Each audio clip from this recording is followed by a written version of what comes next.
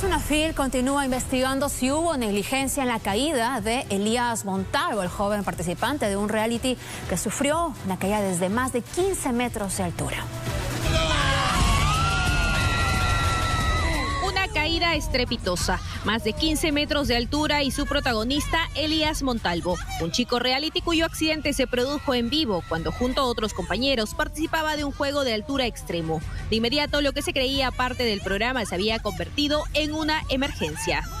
Precisamente estas son las fotografías de la estructura del juego. Ya desmontado en los andamios, aún se apreciaban estas sogas. ¿Acaso las mismas con las que los arnés de los participantes son sujetados? Personal de SUNAFIL, Superintendencia Nacional de Fiscalización Laboral, que acudió a verificar las condiciones en que se desarrolla dicho programa, encontró esto. Y serán ellos quienes determinen si se cumple o no con los estándares de seguridad. Y si bien Elías Montalvo, de 25 años, se encuentra estable, aún está internado en la clínica angloamericana. No sufrió lesiones de gravedad y él mismo, a través de sus redes sociales, se pronunció. Sí, estoy bien.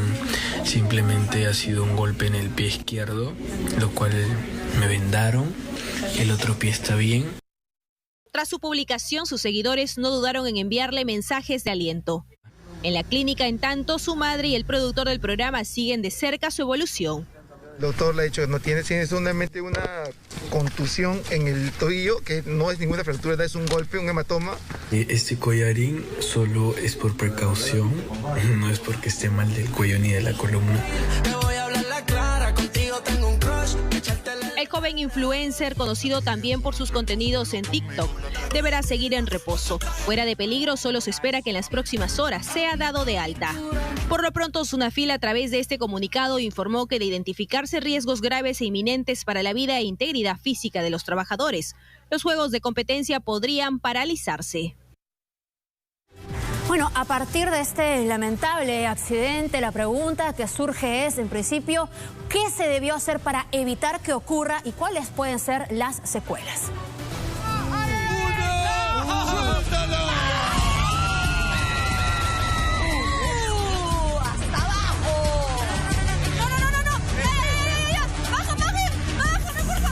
Error humano.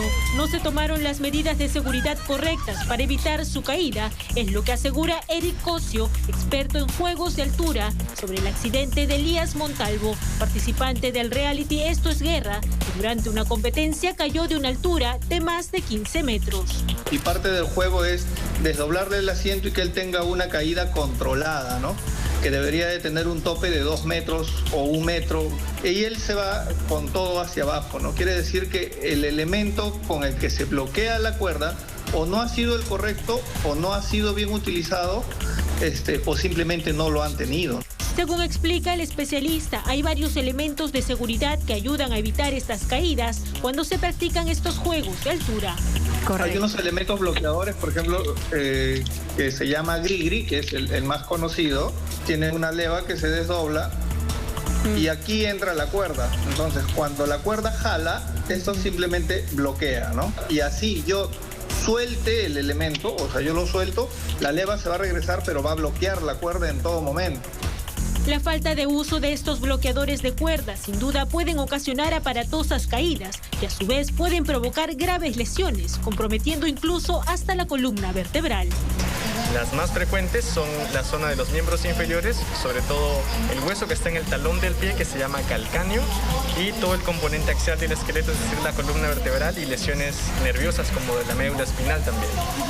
Según explica el traumatólogo Juan Francisco Pintado, la altura es uno de los factores más importantes para las lesiones.